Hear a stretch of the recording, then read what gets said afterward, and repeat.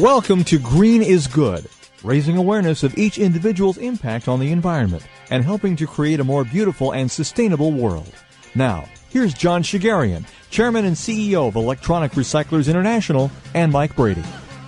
Welcome today to Green is Good, and Mike, it's great to see you today. This is the high point of my week every week, just to get in studio because we have fun, we get along, and boy, we learn so darn much, and it's a chance for us to get together with our listeners and entertain and empower our listeners and just kind of come together and learn some very cool things about what we can do to save ourselves a little bit of money while we're taking care of our environment as well. Oh, no, Mike, you make it so, for me, you've made this such a great experience and such a great show, and what we've learned, I think, together is not only Green is Good, but Green is also fun. Oh, it really is. I mean, just I think there's a little bit of the science geek in most people. I mean, to learn something, if it's presented in a way that makes sense. I never thought about that.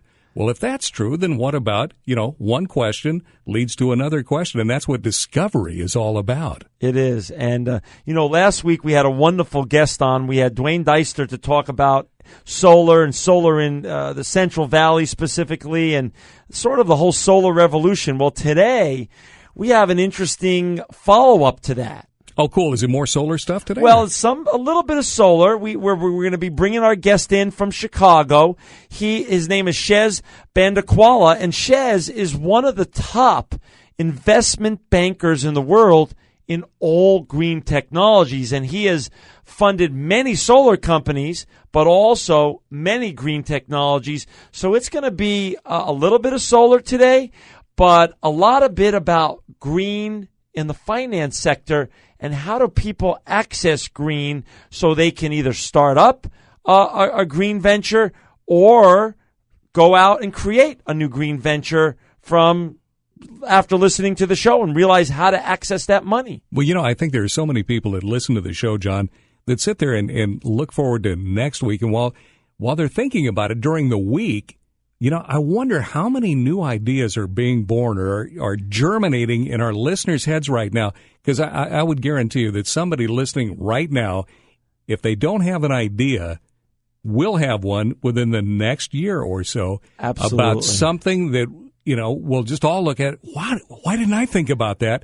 And all they need to know is how to get it financed and get it launched. Right. And we're going to this is the first time we've had a green investment banker on Green is Good, and we're going to pull Shez on now from Chicago, and our listeners will now know how to access finances so they could start their own green revolution wherever they're at. All right, let's do it. Today, we're honored to have Shez Bandukwala on from Chicago. Shez is he's the partner at ThinkEquity, and he heads up the firm's alternative energy and green tech investment banking practice. Among many other things, Shez was really cool. I mean, he was green before it was cool. He was doing offerings for solar, for SunPower, for Daystar, for Real Good Solar, Evergreen Solar, and Zoltech. I've known Shez now for about 4 years, and way before the green revolution took hold in America, Shez was doing the whole green thing on the investment banking side. And Shez, it is an honor to have you on today because you're truly one of the green investment bankers who are leading the way here. Shez, thanks for joining us on Green is Good. Oh, thank you very much, John. It's a pleasure to be on and an honor to be on, so appreciate the opportunity. Well, Shez, take us through a little bit your education and how you caught the green bug, how you ended up at ThinkEquity, and all the great things you're doing there and where this is going to lead us. Tell us where we are today and how you've gotten there, but give us a little bit of your history first and why you joined the green revolution way before it was cool to be green. Well, yeah, a little bit about my background. I'm an engineer from training, graduated with an electrical engineering degree, started work for IBM, and then went to business grad school at Northwestern University, got my MBA, and I've been in investment banking since 1992. And I've always been a growth banker, so have focused throughout my career of identifying trends and waves of opportunity and then banking those sectors. So Previous to doing work in the banking sector, I did a lot of work in the internet and the business-to-business internet sector, where we took a number of companies public in that sector. So where we got involved early on, where we started to see investor interest in a sector and started to bring those opportunities to the public marketplace. When I joined Think in 2005, and I started working really in the green sector, soon after I joined, it was still pretty early on in terms of what was going on in the public markets. Companies like, First Solar weren't public yet. SunPower was just on the verge of going public when they did their spin-out from Cypress Semiconductor. And what we saw was there was clearly some significant issues in the marketplace. There's issues with fuel. We have a certain amount of fossil fuels left. You can argue on oil that there's anywhere from 40 to 60 years of oil left. So there's clearly a problem on the fuel side. Electricity prices were continuing to increase across the country. Our grid, our infrastructure is aging out there. So you have a number of the power plants that are, 40 to 50 to 60 years old. So the grid was clearly getting to capacity and couldn't handle the peak power. We clearly also had an environmental problem. Landfills were filling up. We have issues with pollution. We have issues with carbon. Europe was in the forefront of getting involved in the Kyoto Protocol. So there were a number of waves out there of issues that had to be solved. And I'm always a firm believer that the capital markets can be a big element in solving some of these problems. If these are truly issues that are going to create opportunities for companies, then new investments are going to be made, and clearly they have been. Green tech by 2008, the whole green sector in 2008 was one of the largest investor sectors from the VC community. So what that meant was that there was going to be a tremendous amount of companies that were emerging and developing and had an opportunity to make an impact in the marketplace. So let's roll back a little bit. A couple of years ago, the ethanol industry was the hottest industry out there. Everyone had to jump on the ethanol train. And, and now maybe, Shez, some people have said, some of the experts, that maybe the cure was worse than the disease to start with, because what happened to corn and the prices and things of that such. So tell us, from your perspective, is there still hope for other alternative fuels and other alternative energy sources? What does this mean? Yeah, so from the fuel standpoint, clearly there was a big wave of ethanol producers. There was a couple of major fundamental problems. I mean, I don't think I think it was a good effort. The problem is clearly there wasn't enough readily available corn, which drove up corn prices.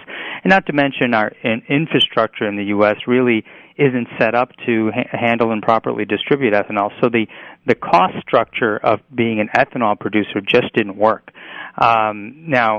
So all these companies have really struggled. You have a number of bankruptcies going on in the ethanol space. Now, ethanol has been around for years. There's a number of farm co-ops that were producing ethanol a long time ago and doing just fine doing it. But when you tried to take it to mass market, there was a real problem because too many people started producing and the ethanol prices didn't hold up.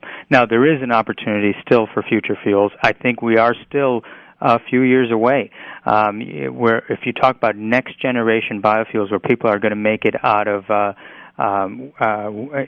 energy crops like machanthus or algae or other type of crops that are cheaper, much cheaper than corn, and aren't taken away from the food supply to drive those prices up.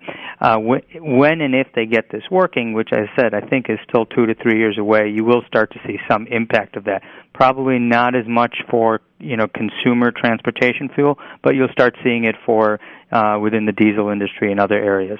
But we're still a ways off from alternative fuels. I think nearer term impact to the transportation industry is all the activity that's going on with the hybrid and electrical vehicle space. Gotcha. All right. Well, and then take us through the finance perspective. You put out every week the Think Green Tech weekly news, which is just wonderful. And ThinkEquity has truly put on some amazing green conferences. I've attended many of them. And what does this mean? You've led the way in the investment banking world. How does this translate both for your clients and also for your own book of business? Because you've been green and because you've been leading the way, has this been good for ThinkEquity, and has this been good personally for you? And how has it been for the investment banking world? Have other people followed your lead? Yeah, so it's been phenomenal for our firm and for the investment banking industry in general. But from our firm's perspective, I really started the group in soon after I joined, so essentially beginning of 2006. By 2007, it was the largest revenue generating sector at our firm, and it has been in 2007 and 2008, and so far in 2009. So it is the largest sector that our firm focuses on. We have the most dedicated resources, both from the banking and research side in this sector. And the reason we've spent so much resources on it, because there's activity happening.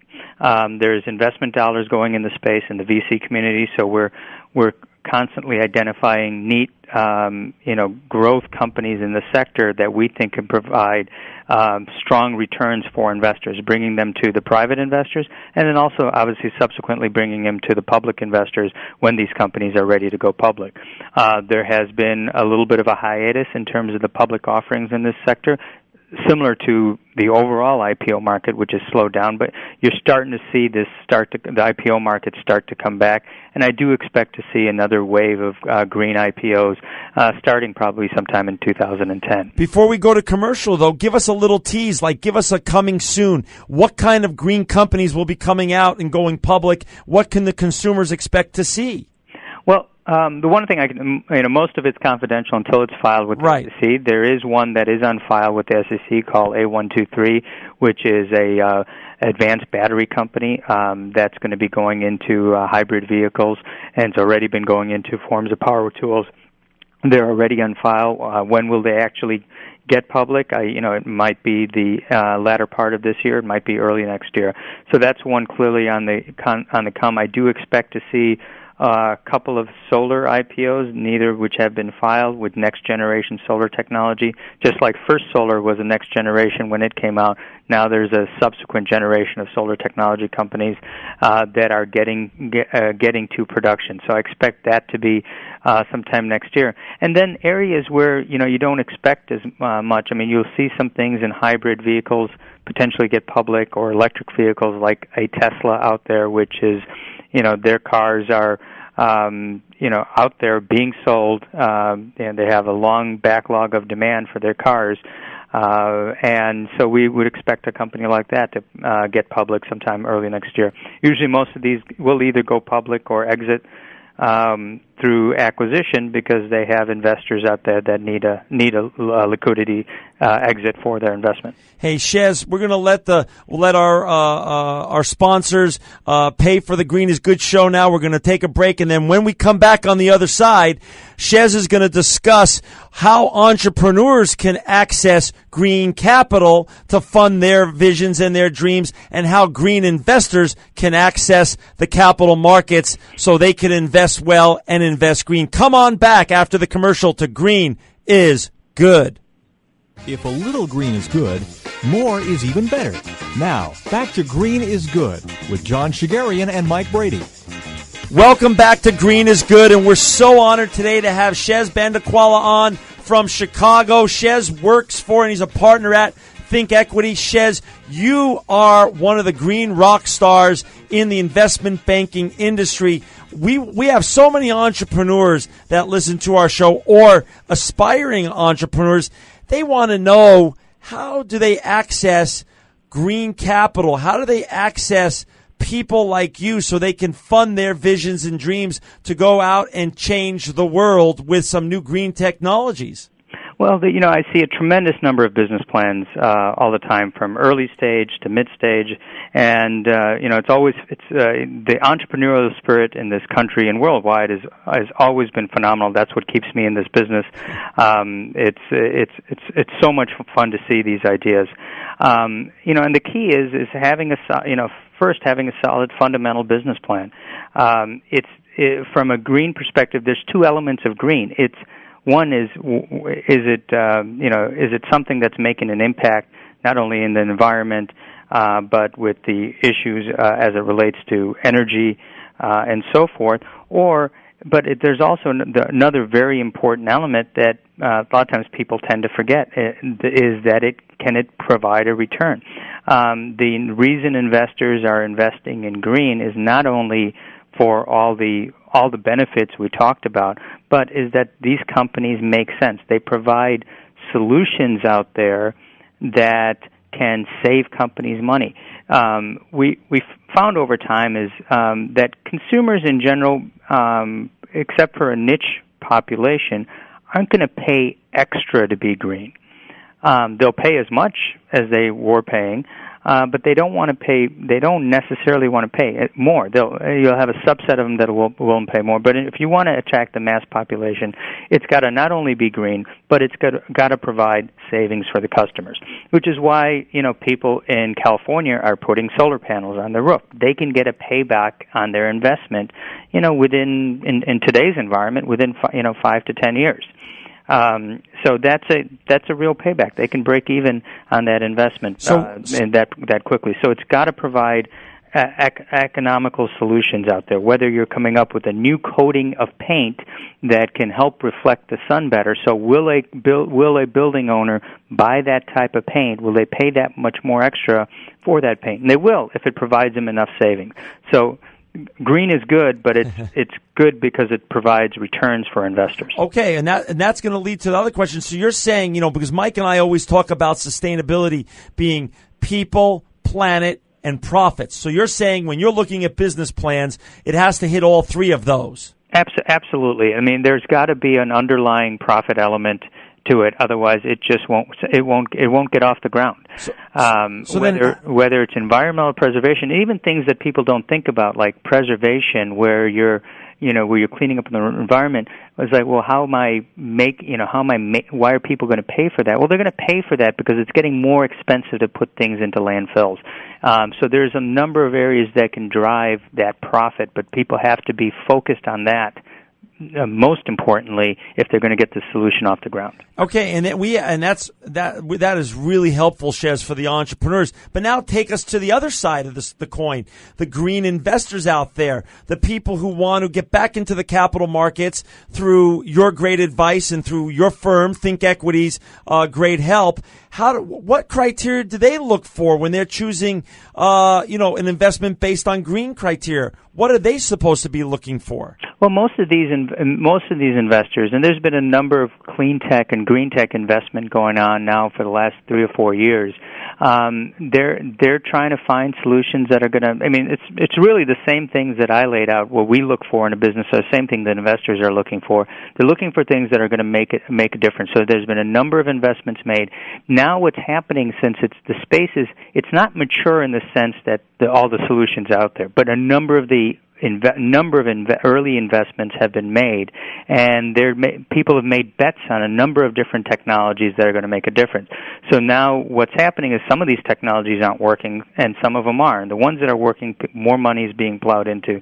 But what they're looking first and foremost for, not only a solid business plan, they're looking, as with any investment in the last 30, 40 years of technology investing, they're looking for investing in the right people. Ultimately, you invest in the people that can succeed, who have a history of succeeding. And if they have a history of succeeding, because I'd rather take a average idea with phenomenal people who've done it before and can make things happen, I'm more willing to bet on them than I'm willing to bet on a great idea with the poor people. Got it. That's a great point, Shez. That's a great point both for our entrepreneurs out there and for the investors that want to jump in and invest in green technologies. Look at the people who are driving the train of that certain investment. That's a very important criteria that we don't hear a lot. Hey, Shez, when it comes to people who are going to be changing the world or organizations, what do you see? What's the landscape look like? Is it Google or Microsoft or Berkshire Hathaway, or is it the next generation of kids and freshman kids in Stanford or NYU's dorm that are going to be making the solutions that are going to now change the world and push the green revolution to the next evolution? Well, what's great about this, it's going to be both. the large established companies out there aren't sitting around and watching all this happen around them with blinders on. They're putting real dollars into figuring out how to make a difference. Whether it's old-line waste companies like a Waste Management, whether it's a Walmart, it was actually it was some of the Walmart founding family that ended up funding First Solar initially and stuck with them for 20 years while First Solar was trying to develop this solution that, it took them 20 years to get this solution commercialized. Wow. How come that doesn't hit the media ever? We never hear about that. Yeah, so it was, it's the large companies are definitely playing into this. Now, what entrepreneurs and startups always have an advantage on is they tend to be more nimble. And which is, if you go back through the history of, for example, I can give a real example with an IBM. IBM was a dominant player in the computer industry, but and they're still a dominant player, but they couldn't move in the little areas. They couldn't move quick enough to make an impact, which is how Microsoft got developed, and Microsoft Group, and which is also how Oracle got developed and became very large companies. Now, when Microsoft and Oracle couldn't move quick enough in certain areas, you had companies like Google emerge, and they get big. And then there's the nimble players always can be focused and move quickly and not get caught up in corporate bureaucracy. So you're going to the tremendous number of these companies are from startups, but the established players are helping fund some of this. They're going to be a part of it. They're going to be owners of this, because as these technologies develop, some of the established players will clearly buy some of these opportunities and help grow them internally. The big utilities are not sitting not sitting on the sidelines. They're involved. Whether it's PG&E on the West Coast, whether it's Exelon here in Chicago. I met with their strategic team here a couple months ago about all the things they want to do because they know the grids. They would rather not put up another power plant. Their job is to distribute electricity. If they can find a cheaper way to distribute electricity than putting up another coal-fired power plant, they're all for that. So they're making investments, but they're doing it carefully. They don't have the same speed as some of the entrepreneurs do, but they clearly have the capital. Got it. And Thomas Friedman, his proposition that the world is flat. Let's outside of the United States, Shez, where are you also looking at or seeing deals from around the world? What's the green landscape look like beyond our own shores? And what kinds of companies are you looking at in other parts of the world that you could bring both to our capital markets here, or that you could bring investors from America to invest in other parts of the world? Well, the green problem isn't just a U.S. problem by any means. It's clearly there's issues globally here. So in every country you look at, there can be issues, and some countries are more advanced than others in terms of what they've done. In Holland, they have many of the cities are powered by the steam that's recirculated from burning garbage. And so people have put some foresight into this. Germany put a lot of foresight into it when they've deployed solar panels early on. So you have the need is everywhere for green solutions, whether it's power or environmental preservation. In some areas, like in China and India, you have clearly issues about water. Water purification is a big issue. It's not as much of an issue here. Water availability is an issue here. But you're seeing companies, we see a number of companies in Europe that are developing technologies, in the Middle East and Israel, that are developing interesting technologies, whether it's in the water or in the solar space or in the wind space, for example. China has been a leader, clearly a leader in companies emerging. Now, and so China's, a number of the public solar companies are based in China. So we're seeing ideas in Brazil. Let's talk about Brazil. I mean, Brazil's fuel economy is run through ethanol. It's not corn ethanol, but it's based on sugarcane, and it's run very profitably and economically on sugarcane. So that's what's exciting. I mean, I wish I had enough time to get out to everywhere to find these phenomenal companies, but we do see them. We're partially owned. We're fully owned by a firm based in London, and a majority investor of ours is based in Qatar. So in the Middle East, who owns 45% of our business. So we're by by force. We're forced to look globally at what's happening. So even ThinkEquity, internally, your DNA, the world is truly flat. It is, and you have to look at it this way, because if the problems aren't U.S. based and the solutions aren't just going to be U.S. based, and that makes it challenging for investors, because they have to look at what kind of global impact can these companies make, and the other complication about green investing versus investing in any other sector over the last 20 years is the governments are also involved. There's regulatory bodies that can help mandate some of these solutions. So it's not just developing a product that works. It's developing a product that's going to have a support from a regulatory standpoint and from a tax standpoint. So you're seeing that's what you're seeing is that the governments are involved, and you have to understand and predict how some of these governments will play. A lot of companies are going after these stimulus dollars that has been through the stimulus plan that's been put in place by Obama right now. Okay, and Shez, before we close today, take us a little bit about localness. If Senator Daniel Patrick Moynihan said all politics are local, nothing's more local than all of our cars. So our listeners and Mike and I want to know, what about this hybrid and electric car revolution? What do you think is going to happen here? Is this going to continue on? Are we going to see more of this? What's your take on it? Because I know you see a much bigger picture with regards to some of the electric car companies that you're talking to or working with. Yeah, so you saw the first generation of hybrid vehicles out there. Toyota was in the forefront with its Prius, and car did really well in the marketplace, and it got to a point where people were willing to pay more, not just for the savings, but it became kind of a status symbol to have a Prius in the driveway, partially driven by Hollywood. So it was a good solution. Is it where it needs to be? Absolutely not. The next generation of hybrid vehicles you're going to get to a point with some of these hybrid vehicles that you're getting 80, 90 to 100 miles per gallon, and that makes a real impact. The electric vehicles, Tesla is a phenomenal car. Now, will the masses adopt the Tesla?